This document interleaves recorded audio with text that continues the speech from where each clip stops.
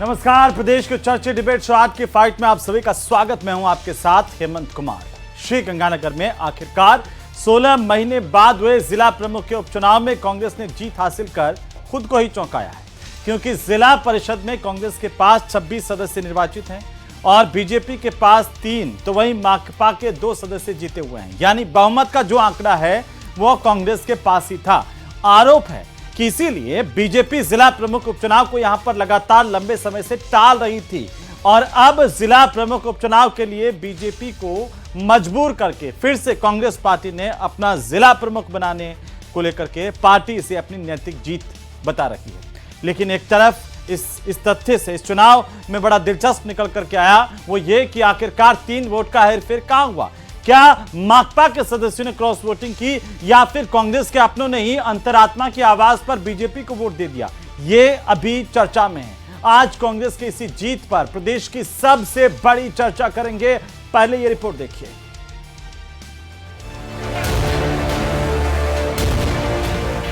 श्री गंगानगर जिला प्रमुख के उपचुनाव के नतीजों से कांग्रेस भारी जोश में नजर आ रही है। कांग्रेस के दुलाराम इंदलिया जिला प्रमुख बने हैं। कांग्रेस प्रत्याशी दुलाराम इंदलिया को 26 वोट मिले, जबकि बीजेपी प्रत्याशी निर्मला को महज 5 वोट ही मिले। सांसद कुलदीप इंदौरा ने इंदलिया की जीत को जनता की जीत बताया। इस जीत के बाद कांग्रेस प्रदेश अध्यक्ष गोविंद सिंह डोटासरा ने भी सोशल मीडिया पर पोस्ट कर प्रतिक्रिया दी। उन्होंने इसे सत्य की जीत, लोकतंत्र की जीत बताया। आज लोकतंत्र की विजय हुई है। अब मुख्यमंत्री जी को अपने गृह जिले भरतपुर की जिला परिषद में भी जिला प्रमुख का चुनाव करवा ही लेना चाहिए। चुनाव परिणाम घोषित होने के बाद कांग्रेस कार्यकर्ताओं ने जश्न मनाया।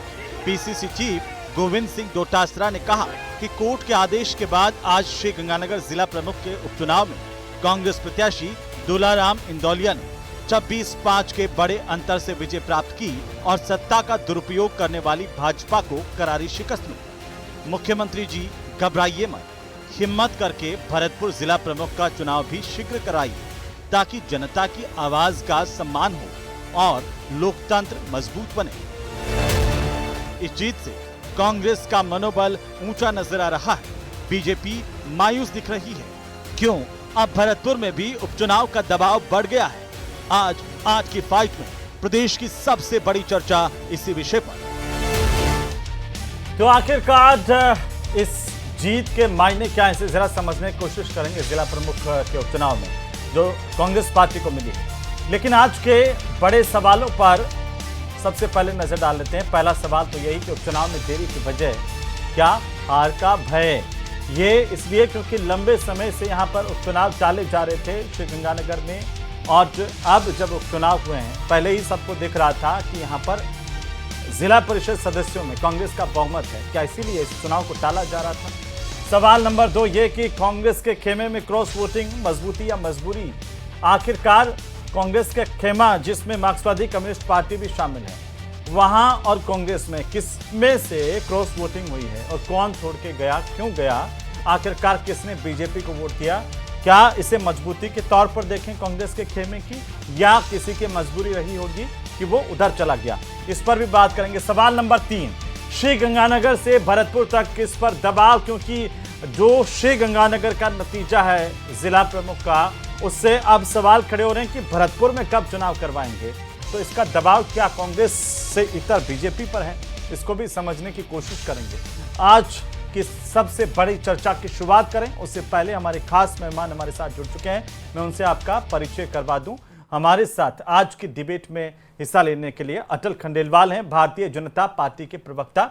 राजेंद्र आर्य हमारे साथ हैं, कांग्रेस पार्टी के प्रवक्ता। आशुतोष रावत हमारे साथ हैं, वरिष्ठ पत्रकार के तौर पर। और सबसे पहले आर्य साहब, आज आपसे शुरुआत करेंगे क्योंकि जीत की बधाई जिला प्रमुख की लंबे समय से इंतजार कर रहे थे। पता तो पहले से ही था कि भाई बहुमत तो आपका है तो जीत आप ही की होगी, लेकिन क्या ये इसलिए नैतिक जीत है कि आपने सरकार को झुका करके और जिला प्रमुख का उपचुनाव करवाने के लिए मजबूर कर दिया? देखिए हेमंत जी, जहां तक संवैधानिक मान्यताओं की है, लोकतांत्रिक परंपराओं की है, तो निश्चित रूप से ये लोकतंत्र की जीत है, ये संविधान की जीत है और सत्य की जीत है, सत्यमेव जयते। और जिस तरीके से भाजपा की सरकार जब से सत्ता में आई है तब से लगातार हमारे जो पंचायत राज संस्थानों के जो कांग्रेस के बहुमत से जीते हुए जनप्रतिनिधि थे उनको जिस तरीके से वो मतलब पद से अपदस्थ कर रही थी और उसके बाद में बहुत सारे लोग कोर्ट से भी आए। तो ये तो मामला एक्चुअली गंगानगर का तो हमारे जिला प्रमुख जो कि सांसद चुने गए थे 16 महीने पहले से ये चुनाव ड्यू था और सरकार इस चुनाव को लगातार टाल रही थी। कांग्रेस पार्टी का बहुमत था लेकिन सरकार इस चुनाव को टाल रही थी। एक तो ऐन वक्त पे जब 10 जून को जिला प्रमुख के चुनाव का कार्यक्रम जारी हो गया तब उन्होंने एक भाजपा के मतलब जोन के मेंबर को इस्तीफा दिलवा के 22 नंबर जोन के मेंबर को इस्तीफा, हालांकि उस चुनाव में भी भाजपा हार गई। तो आप सोचिए इन्होंने चुनाव टालने के तमाम वो हथकंडे किए जिससे कि एक बहुमत प्राप्त दल को अपना जिला प्रमुख ना बैठाने की बजाय ये भाजपा के जो कि 3 ही मतलब मेंबर जीते हुए थे उसके 16 महीने तक इन्होंने जिला प्रमुख बिठाए रखा। तो ये लोकतंत्र की पूरी तरीके से अत्यधिक संवैधानिक मान्यताओं की, प्रावधानों की, जिस उद्देश्य से मतलब हमारा सत्ता का विकेंद्रीकरण किया गया था, पंचायत राज संस्थानों को मजबूती दी गई थी, चाहे आपके स्थानीय निकायों को मजबूती दी गई, ये सरकार लगातार जब से बनी है तब से लगातार उन संस्थानों को कमजोर करने की कोशिश कर रही है। और ये आज का दिन जो है मतलब राजस्थान के पंचायत राज के इतिहास में और देश के इतिहास के अंदर एक स्वर्णाक्षरों में लिखा जाएगा जब कोर्ट के आदेश के बाद में इस सरकार को चुनाव कराने के लिए झुकना पड़ा और कांग्रेस ने प्रचंड बहुमत के साथ में 26-5 से ये जो शिकस्त दी है। पहले भी हमारा बहुमत था, ये बहुमत हमारा बरकरार रहा और निश्चित रूप से गंगानगर की जनता को और दुलाराम जी इंदलिया को इस बात के लिए बधाई कि वो जिला प्रमुख निर्वाचित हुए हैं और वो वहां के जो जन आकांक्षाएं हैं अपने क्षेत्र की हैं, चाहे जिला परिषद की गंगानगर की, तो वो तमाम जिला प्रमुख के रूप में एक अपने मतलब दायित्वों का बहुत ही पुख्ता तरीके से निर्वहन करे और कांग्रेस पार्टी को मजबूत करे और आने वाले समय के अंदर जिस तरीके से नहरी क्षेत्र के अंदर इस भाजपा का सुपड़ा पहले भी साफ हुआ था, इस बार फिर साफ होगा। लेकिन आर्य साहब बीजेपी के पास तो 3 ही थे, उन्हें 5 कैसे मिल गए? 2 कहां से आ गए? किसने अंतरात्मा की आवाज सुन ली? आप वालों ने सुन ली या माकपा वालों ने?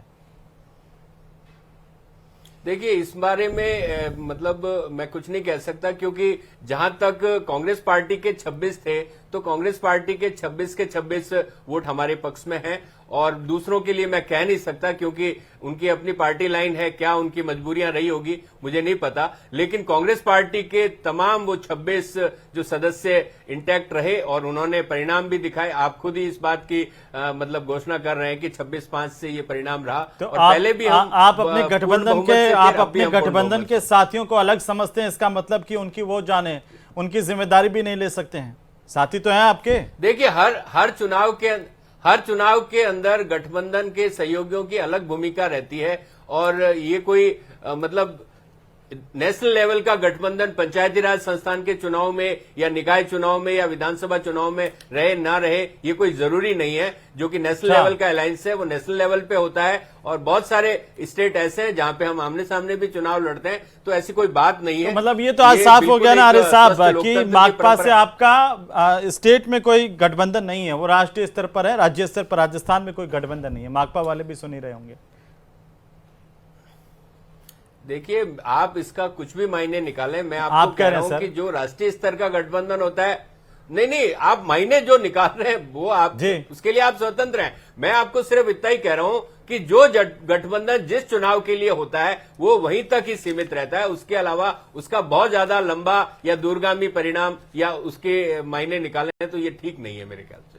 ठीक है अटल जी, कांग्रेस पार्टी कह रही है कि लोकतंत्र की जीत है, सत्य की जीत है और अब सवाल ये हो गया कि भाई इतने दिन तक आप जानबूझकर के उपचुनाव नहीं करवा रहे थे, जो डर था वो सही साबित हो गया। कांग्रेस कह रही है कि अब भरतपुर के भी कब करवाओगे ये भी बता दो। हेमंत जी पहले तो आप बहुत स्पष्टता से बताइए कि जो चुनाव कराने की जिम्मेदारी है वो किसकी है? चुनाव आयोग की है। और आप आरोप, हम तो खुद चाहते थे कि भाई चीजें हों और अब परिस्थितियों में अगर मान लीजिए कि ऑपरेशन सिंदूर आ जाए और टल जाए तो वो काल परिस्थिति के हिसाब से और फिर स्टे लग जाए तो उसमें भी हमारा क्या है, बेसिकली उपचुनावों के अंदर हालिया जो स्थिति रही है उसमें आप देखिए कि जो आप पंचायत और नगर निगम में 36 में से 28 सीटें भाजपा ने जीती, जिला परिषद में 6 में से 5 जीती, पंचायत समिति में 18 में से 12 जीती। अब आप ही बताइए कि इसको जीत कहेंगे या यहां जहां ऑलरेडी कांग्रेस का खुद का, आप देखिए कि वो तो पहले जो जिला प्रमुख थे वो एमपी का इलेक्शन लड़ने चले गए, इसलिए वो खाली हुई थी और वहां इन्हीं का 26 सीटें इनके पास थी, हमारे पास तो 3 ही सीटें थी। जी। फिर भी हमने स्वस्थ परंपरा के तहत इसको लड़ा। और देखिए अगर आज हम कुछ कहते कि नहीं साहब ये ठीक नहीं है तो एक अलग बात है, लेकिन कुछ नियम कायदे, अगर मान लीजिए जॉन 22 है वहां के जो जिला परिषद का सदस्य इस्तीफा दे दे तो इसमें हमारा क्या रोल है। अब आप आरोप तो किसी भी तरीके से, डोटासरा जी से मैं कहना चाहूंगा कि थोड़ा सा अपनी वहां अपना क्षेत्र संभाले, विधानसभा भी हारते हैं, पंचायत भी हारते हैं और फिर आप घूमर डाल रहे हैं जहां ऑलरेडी आप आज चुनाव करा के देखते, या तो सबको इस्तीफा दिला के चुनाव करा लेते तो आपको स्वस्थ परंपरा और अभी क्या चल रहा है उसका भी पूरा हाल पता चलता। लेकिन आरोपों से अरे निकलो बाहर जाकर के, इतनी अभी अतिवृष्टि हुई, आप जाओ ना जाकर के अपने अपने क्षेत्र संभालो, आपको समझ में आएगा जनता क्यों नहीं दे रही कांग्रेस को वोट। ये सत्य मतलब क्षेत्र संभाल लो लेकिन चुनाव नहीं करवाएंगे, उपचुनाव नहीं करवाने। नहीं उपचुनाव, और आप यहाँ कह रहे हैं कि उपचुनाव कराने की जिम्मेदारी जो है राज्य निर्वाचन आयोग की है, और स्थानीय नगर निकाय चुनाव पर जब निर्वाचन आयोग ने पहल की तो आपने कह दिया कि भाई बैक हो जाओ। आप ये बताओ उपचुनाव विधानसभा के हुए या नहीं हुए? तो भरतपुर के क्यों नहीं हुए? उसके बाद पंचायत समिति वगैरह सबके हुए ना? नहीं हुए, लेकिन मैं कह रहा हूँ परिस्थिति काल का, अभी भरतपुर की क्या परिस्थितियां ऐसी जो वहां पर उपचुनाव नहीं हो पा रहे? देखिए ये आप ऐसे समझिए कि जहां पर भी परिस्थिति ठीक होगी और जहां पर जो चाहिए रिक्वायरमेंट कि भाई सारे सदस्य निर्वाचित होने चाहिए, किसी तरीके का कोई इशू नहीं होना चाहिए, कोई मान लो जिला प्रमुख पर कोर्ट स्टे लगा रखा है किसी, या कोर्ट में कोई मामला चल रहा है, ये बहुत सारी चीजें ये चुनाव आयोग देखेगा। भरतपुर में क्या समस्या आ रही है बताइए, विकट परिस्थितियां क्या है आज बता दीजिए अटल जी। भरतपुर वाले मामले में क्या विकट परिस्थिति आ रही है? भरतपुर में उपचुनाव करवाने को लेकर क्या विकट परिस्थिति आपके सामने? नहीं देखिए, भरतपुर में भी हम चुनाव करवाएंगे, जैसे ही चीजें हमारे बिल्कुल क्लियर होंगी आपके पक्ष में हो जाएंगे। मतलब चुनाव आयोग इसमें नहीं, चुनाव तो या तो आप कहिए कि चुनाव आयोग डिसाइड करेगा, एक तरफ आप कह रहे हैं कि ये तो राज्य निर्वाचन आयोग देखेगा, दूसरा कह रहे हैं कि हम करवाएंगे। देखिए तो ये तो दो बात होगी अटल जी। नहीं, चुनाव आयोग ही, हम तो उनको सपोर्ट करेंगे, उनको जो चाहिए चुनाव आयोग जब भी कहेगा कि यहाँ पर डिक्लेयर, चुनाव आयोग, तो चुनाव आयोग ने इतने दिन तक मना कर रखा था या अभी मना कर रखा है चुनाव आयोग ने कि अभी भरतपुर में चुनाव नहीं करवाने? देखिए ये निर्णय उनका है ना, स्वतंत्र एजेंसी है। अब आप किस विषय पे डिबेट कराओगे, ये हमारा विषय है क्या? वो वही तय कर रहे हैं कि अभी चुनाव नहीं करवाना है भाई, बोलना हमारा विषय है। आशुतोष रावत जी चलिए इसके मायने में मैं आ रहा हूं सर, एक छोटी सी टिप्पणी दे दें। आर्य साहब वो कह रहे हैं कि इसमें हमारा क्या है, राज्य चुनाव आयोग जब भी चाहे चुनाव करवा लें, प्रदेश में स्वतंत्र संस्था है चुनाव आयोग। तो देखिए अड़ंगे अड़ाना और अपने लोगों से इस्तीफे दिलाना, कोर्ट में जाके स्थगन ले लेना और उसके बाद में जब कोर्ट का डंडा पड़े तब चुनाव करवा देना, ये तो इनका पूरी तरीके से, हम तो कह रहे हैं ना साहब, मांग कर रहे हैं मुख्यमंत्री जी के गृह जिले के अंदर, भरतपुर के अंदर, तो कोर्ट के अंदर भी 3 बार से लगातार डेटे डिक्लेयर होने के बाद भी आपने चुनाव नहीं करवाए, तो आपको किस बात का डर है भाई, आप बताइए ना। और आप देखिए चुनाव जीतने की बात करते हैं, राजधानी के अंदर वार्ड नंबर 63 के अंदर जो नगर निगम का चुनाव हुआ, ग्रेटर का नगर निगम का चुनाव हुआ, उसके अंदर आपका कैंडिडेट मतलब मतलब हेरिटेज का जो चुनाव था, नगर निगम हेरिटेज का, उसके अंदर भाजपा का कैंडिडेट तीसरे नंबर पे रहा। जहां पे राजधानी से सरकार चल रही है, वहां के नगर निगम के चुनाव में भाजपा बुरी तरीके से तीसरे नंबर पे रहती है, और ये कहते हैं कि साहब आज चुनाव करवा लो। मैं कहता हूं आप चुनाव टाल क्यों रहे हो? आप लगातार पंचायती राज संस्थानों के स्थानीय निकाय चुनाव के कोर्ट के अंदर कभी तो कह रहे हो साहब कि मतदाता सूचियां तैयार नहीं है, कभी कहते हो साहब नए जिले बन गए, कभी कहते हो साहब मतलब परिसीमन हो रहा है। तो आप हो क्या रहा है? आप लगातार चुनाव के टालने के बहाने, क्योंकि आपकी लोकतांत्रिक संस्थानों में, संवैधानिक संस्थानों में, पंचायती राज संस्थानों में, स्थानीय निकाय संस्थानों में आपकी रुचि नहीं है। आप वहां पे प्रशासक और मतलब नौकरशाह बिठा के राज चलाना चाहते हैं, पर्ची के माध्यम से राज चलाना चाहते हैं। जनप्रतिनिधियों को आप अधिकार नहीं देना चाहते, सत्ता का विकेंद्रीकरण नहीं चाहते, और तमाम तबकों का सशक्तिकरण नहीं चाहते। ये आपका चाल चेहरा और चरित्र है, ये पूरी तरीके से स्पष्ट हो चुका है। इसलिए आप लगातार राजस्थान में आने के बाद से लगातार इन संस्थानों के चुनाव आप कह रहे हैं बीजेपी खत्म करना चाहती है स्थानीय निकायों को, अटल जी? ये करना चाहती है कमजोर, एक्चुअली इनकी रुचि नहीं है आप इन समझिए, संस्थानों में। हम गहलोत साहब की तरह इस तरीके से नहीं है कि रात को कुछ सोचे और सुबह डिक्लेयर कर दें, है ना? जैसे उन्होंने जिस तरीके से जयपुर को बांटा था और फिर वापस अपने स्टेटमेंट लेके जोधपुर को बांटा, फिर वापस परिसीमन की अगर दुविधा आ रही है तो वो तरीके से काम हो जाए ना एक ही बार में। एक बार में यदि परिसीमन पूरी जगह का हो जाएगा, मान लो भरतपुर भी इसी कारण से रुका हुआ है, जिस दिन परिसीमन हो जाएगा परिसीमन की वजह से रुका हुआ है, चुनाव आयोग डिक्लेयर कर देगा। उपचुनाव में कौन सा परिसीमन है? वो तो पुराने अरे पंचायत तो आपने यहाँ नगर जिला परिषद का उपचुनाव तो पुराने नगर निगम की परिसीमन कर दिया, नए चुनाव के लिए बहाना बनाने चलता है। लेकिन आप पुराने के पुराने चुनाव के अंदर भी अगर परिसीमन का बहाना बना रहे हो तो इसका मतलब आपकी नीयत में खोट है। नहीं, हमारी नीयत में खोट नहीं, हमें लगता है कि नहीं, अभी कौन सा परिसीमन है? जो पुराने चुनाव जिनका कार्यकाल खत्म होने वाला है, जिनका कार्यकाल खत्म होने वाला है, उनके अंदर आप लगातार 1.5 साल से चुनाव डाल के बैठे हो। करवा दिए जाएंगे, ऐसी क्या? भाई विधानसभा चुनाव के अंदर जगत सिंह जी एमएलए बन गए थे, उसके बाद से आपने लगातार चुनाव नहीं करवाए। अरे जनता ने 36 में से 28 जिताई ना हमको, क्यों जिताई? आप राजधानी में चुनाव आ रहे हैं, आप वार्ड नंबर 63 के अंदर तीसरे नंबर पे है, आप तो तीसरे हमने नंबर पे पहुंचे ना। स्वीकारा नहीं है, सरकार आ रही है, उप मुख्यमंत्री आ रहे हैं, तमाम मंत्री आ रहे हैं, मुख्यमंत्री आ रहे हैं, जो कि राजधानी से ही मुख्यमंत्री चुने गए, राजधानी से उप मुख्यमंत्री चुने। उनके नीचे अगर वार्ड का मेंबर अगर नगर निगम का चुनाव हारता है तो उसके लिए सरकार के कार्यप्रणाली के ऊपर धब्बा है, उसके लिए सरकार को सोचना चाहिए। सत्य क्या होता है उसको परिभाषित। भाई वार्ड नंबर 63 में आप चुनाव हारे ना, ये आप भूल सकते हो क्या? वार्ड नंबर 63 का चुनाव कैसे हारे आपने बताइए ना। नहीं, मैं क्या बताऊं? वार्ड नंबर 63 का चुनाव किशन पोल के अंदर चुनाव था। अरे भाई साहब, ऐसे क्या हुआ बताइए तो सही ना। यदि जनता किसी को हरा रही है तो उसके पीछे कोई कारण रहा होगा, और हम कारण आप मान लो ना, आपकी सरकार फेल है, लेकिन राजधानी के अंदर अगर सरकार फेल है तो प्रदेश के अंदर कैसे पास हो सकती है?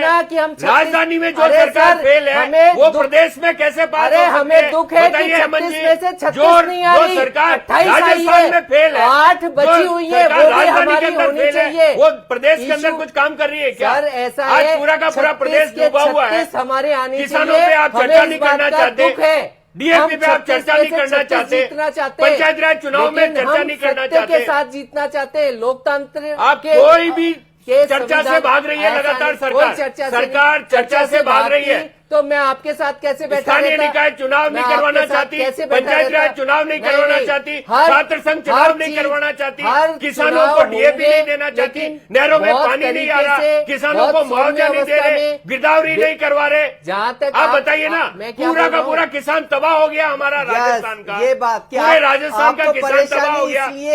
सरकार में आप बैठे हो, जवाबदारी आपकी है। सरकार में आप बैठे हो, जवाबदारी आपकी है। आप मुआवजा दीजिए, गिरदावरी कीजिए, करो, जनता की कर रहे हैं परवाह, तभी तो आवाज उठा रहे हैं। आपने देखा नहीं कल कोटा के अंदर कितना बड़ा आंदोलन था, कोटा के अंदर कितना बड़ा आंदोलन था। सरकार झुकेगी, हम झुकाएंगे सरकार को। हमने बकायदा मुआवजा दिया है, चिन्हित किए सरकार परिवारों को। पूरी तरीके से ये विफल गलत है। बातें मत किया करो। सरकार हमने पूरी रबी तरीके की से फसल विफल के लिए है। भी दिया था, बच्चे मर गए लेकिन उस अतिवृष्टि पर के लिए चर्चा भी नहीं हम हो रही, मुआवजा उनकी दे रहे शोका हैं, अभिव्यक्ति हम नहीं चिन्हित होगी, कर रहे हैं। बच्चे मर हमारे रहे हैं, मंत्री किसान मर रहे और हैं, लोग बाढ़ में जिम्मेदारी डूब है रहे वो हैं, लेकिन क्षेत्र में सरकार जा को रहे कोई हैं, फर्क नहीं देख पड़ता। रहे हैं, अधिकारी सरकार को लगे कोई हुए फर्क हैं। नहीं पड़ता। आपको केवल आरोप लगाने से मतलब है और आप अपनी स्थितियां संभालिए। हम चाहते किसान हैं त्राहिमाम कि त्राहिमाम 36 में से कर रहा 36 है। हमें दुख है ना कि हम उनको कहीं वो पर डूब हारते रहा तो है, हमें नहर दुख में डूब होता रहा है, है, उसकी फसलें डूबी लेकिन हुई है, हम उसको लेकिन सत्य के सरकार आधार का पे अहंकार जीतना नहीं टूट चाहते रहा हैं। है। सरकार का हम अहंकार जीत- नहीं टूट रहा मैं है। यही बोल रहा हूँ, अहंकार आज नहीं, तक प्रधानमंत्री accept ने करना। राजस्थान अरे को हार सहायता को प्रदान की accept क्या? करना क्या है? राजस्थान को सहायता लेकिन प्रदान की क्या? basically बाढ़ आप राहत भी के तो नाम पे accept सहायता करो दी क्या? कि डोटासरा अंतरिम जी राहत भी तो प्रदान accept की करे क्या? कि विधानसभा में प्रधानमंत्री हारे, कहाँ चुनाव गए? हारे, आपके यहाँ केंद्र नगर निगम सरकार में के अंदर हारे, जो मंत्री हैं, पंचायतों वो में मंत्री हारे। राजस्थान के लिए ठीक क्या है, लेके इस आए? राजस्थान में सुनिए ना, इस राजस्थान में वो भी देखा है कि आर्थिक सहायता के नाम पर 10-10 रुपए के 1-1 रुपए के चेक आते थे। वो भी देखा है इस प्रदेश ने और यहाँ इस देश की जनता ने 11 साल कैसे। से ये और सरकार है। सुनिए 11 साल से सुनिए मोदी इतना की ज्यादा सरकार है। राजीव अरे गांधी साहब, 11 साल वो से कहते मोदी थे जी की कि सरकार राजीव है। गांधी जी किसानों को 1 राहत रुपए चाहिए, देते थे, किसानों को तो खाद चाहिए, 15 पैसे पहुंचते थे, किसानों को 85 फसल का इनके मुआवजा जेब में चाहिए, मिलते थे। और बीमा आज का इनको मुआवजा चाहिए, गरीबी किसानों को मिटाते ठगने का इनको काम 60 किया साल इस लग सरकार गए। ने। क्या हुआ? 750 किसानों कुछ की नहीं कर शहादत पाए। होगी, एक आंसू नहीं गिराया इस आप सरकार यही ने। तो किसान किसानों गरीबी, की ये आत्महत्याएं सब नारे सबसे ज्यादा नहीं, किसके इनको राज में हुई, स्वस्थ ये भी तरीके से। जनता ने देखी होगी। मैं किसी दल का नाम नहीं ले रहा, लेकिन फिर भी मैं तो ये कह रहा हूं कि इससे आपको आर्य साहब इतना ज्यादा उत्साहित होने की जरूरत नहीं है, क्योंकि जो निकायों के और पंचायतों के उपचुनाव हुए 11 उसमें साल तो से आप बताइए, ये कोई डायरेक्ट चुनाव नहीं था। चलिए मैं आता हूँ हमारे साथ में हमारे साथ आशुतोष जी सोच रहे हैं मैं भूल गया हूँ। आशुतोष जी भूला नहीं हूं। लेकिन आप ये बताइए कि एक आधी सीटें लेते रहे तो ठीक है जी, ठीक। आशुतोष जी, क्या मायने हैं जीत के? क्या सिर्फ इस तरह से देखा जाए कि भाई वहां पर तो पहले से बहुमत था, ये कोई डायरेक्ट चुनाव नहीं है जहां पर डायरेक्ट जनता चुन रही है, वहां पर बीजेपी को जो वोट ज्यादा आ रहे हैं? देखिए हेमंत जी, पहली चीज तो लोकतांत्रिक व्यवस्था में डायरेक्ट चुनाव हो या नहीं हो, जो भी पार्टी जीतती है निश्चित तौर पर उसका मनोबल बढ़ता है। और खासतौर पर अगर वो पार्टी विपक्ष में है तो निश्चित तौर पर उसके कार्यकर्ताओं को एक जोश मिलता है, एक नई एनर्जी मिलती है। और जब तक अगला चुनाव कहीं भी किसी जगह नहीं होगा, मुझे लगता है कि तब तक कांग्रेस का यह एनर्जी लेवल उनके लिए बढ़त का काम करेगा। यह राजनीतिक व्यवस्थाओं की वास्तविकता है। हालांकि यहाँ के परिणाम हम पता था। जानते हैं, मैं राव साहब रोक रहा हूँ, तासीर जानते हैं कि एक वक्त वो भी था जब उपचुनाव में बीजेपी ने कैंडिडेट खड़ा किया, उसको मंत्री बना दिया, लेकिन जनता ने फिर भी हरवा दिया। डायरेक्ट चुनाव में भी तो आपने देखा मंत्री को अग्निवीर बना नहीं, दिया। बिल्कुल निश्चित तौर पर, लेकिन तात्कालिक तौर मंत्री पर को हमको एक अग्निवीर चीज बना देखनी दिया। पड़ेगी कि जो अगर इस चुनाव की अगर आप बात करें तो श्री गंगानगर के चुनाव के कहते हैं परिणाम मंत्री को बहुत अग्निवीर स्वाभाविक बना तौर पर दिया। पहले से बताइए तय थे जी, सही में पहले से तय थे। लेकिन निश्चित तौर पर भरतपुर का चुनाव का मुद्दा मुझे लगता है कि भजनलाल सरकार के लिए एक बड़ा मुद्दा है, क्योंकि वहां पर जो परिस्थितियां हैं, जो स्थितियां हैं, जो दोनों दलों की 37 सीटों में से जो दोनों दलों के पास सीटें हैं, वो निश्चित तौर पर उसमें पेच फंसा हुआ है। और अगर वहां पर अगर 19-20 होता है या भारतीय जनता पार्टी के जो सीटें हैं वो एक सीट भी अगर कम होती है और जीत जाता है हालांकि, लेकिन तो भी मुझे लगता है कि मुख्यमंत्री की व्यक्तिगत छवि पर बहुत प्रभाव पड़ेगा। शायद यही एक कारण मुझे नजर आता है कि 1.5 साल से सरकार ऐसी तमाम चीजों को आधार बना करके जिनके नाम पर चुनाव को टाला जा सकता हो, टालने की कोशिश कर रही है। क्योंकि भरतपुर के जिला प्रमुख के चुनाव के परिणाम निश्चित तौर पर राजस्थान की ही राजनीति नहीं बल्कि पूरे देश भर की राजनीति में, क्योंकि मुख्यमंत्री का वह गृह जनपद है, सीटों का अंतर बहुत ज्यादा नहीं है। पिछली बार जगत सिंह जी ने जो बड़ी जीत हासिल की थी तो उसके साथ में एक फैक्टर ये भी फिर था आप कि जी पुराने कांग्रेसी थे, जी पुराने कांग्रेसी थे तो कांग्रेसियों के साथ उनके साथ व्यापक संपर्क और संबंध थे। और इसीलिए कांग्रेस ने बाद में यह आरोप भी लगाया कि हमारे लोगों ने इतनी बड़ी संख्या में क्रॉस वोटिंग की, इसलिए यह परिणाम आया। तो मुझे लगता है कि श्री गंगानगर के परिणामों से कांग्रेस आज निश्चित तौर पर उत्साहित है और रहेगी, लेकिन भारतीय जनता पार्टी को भरतपुर के चुनाव का सामना करना चाहिए। और अगर ये ऐसी व्यवस्थाएं करनी चाहिए कि अगर उनको हार का डर सता रहा है या सीटें कम होने का डर सता रहा है तो उसको कैसे दूर करे, पर लोकतांत्रिक व्यवस्थाओं को अटल जी जवाब दे रहे हैं। अटल जी वो कह रहे हैं कि मुख्यमंत्री के ऊपर सीधा असर पड़ेगा कि आखिरकार भरतपुर के नतीजे, और इसलिए आप डर रहे हैं। देखिए, मैं यही बोलने की कोशिश कर रहा हूं कि हम किसी से कभी भी नहीं, बल्कि ये इंडिकेटर्स हैं और इंडिकेटर्स अच्छे होते हैं। कोई भी सरकार अच्छे से काम कर रही है, कहाँ हम लोग मान लो कि हमें इंडिकेटर मिलता है कि यहाँ पर थोड़ी से लोग खुश नहीं है या यहाँ कोई इशू है, तो हम वहां पर और प्रयास करते हैं और मेहनत करते हैं, हमारा कार्यकर्ता और वहां मेहनत करता है, अधिकारियों को बोलते हैं कि भाई वहां क्या व्यवस्थाएं हैं उसको सुचारू रूप से करो। हम देखिए तो ये आप पहले और लोग ये देख करके संविधान लोग कुछ नहीं सभी काम करते हैं, ये या सारी फिर बातें सूबे की नहीं। सरकार तो जनहित की सरकार होती है ना अटल जी, पहले आप क्यों नहीं लोगों की मांगों को तो पर ध्यान दे जनहित- के सरकार उस पर काम करे? जैसे अभी अतिवृष्टि का मामला नहीं, आया, देखिए, आप करते, ऐसा कानून है, व्यवस्था के हम मसले पर बिल्कुल- बोलते, कम से कम और इससे नहीं, ज्यादा नहीं, सुधार नहीं, करते, आप- या फिर बेरोजगारी एक को लेकर हेमंत के जी, कुछ आप करते, पेपर लीक माफिया पर कुछ करते, एक्शन तो लेते सर। अब वो लोग वो यही जी। आपको लगता है हेमंत जी कि पेपर लीक पर हमारी सरकार दृढ़ नहीं रही? कितने पेपर लीक हो गए एक भी मगरमच्छ हमने देखा नहीं, 2 लेकिन मैं साल जाना नहीं चाहता क्योंकि बार बार पेपर लीक भी अच्छी बात नहीं है, लेकिन उम्मीद करते हैं कि आप लोग इस पर ध्यान देंगे। और क्या ये सिर्फ एक उत्साह का मामला या वाकई एक नैतिक जीत है, ये चर्चा तो अभी चलती रहेगी। बहुत शुक्रिया इस चर्चा में शामिल होने के लिए।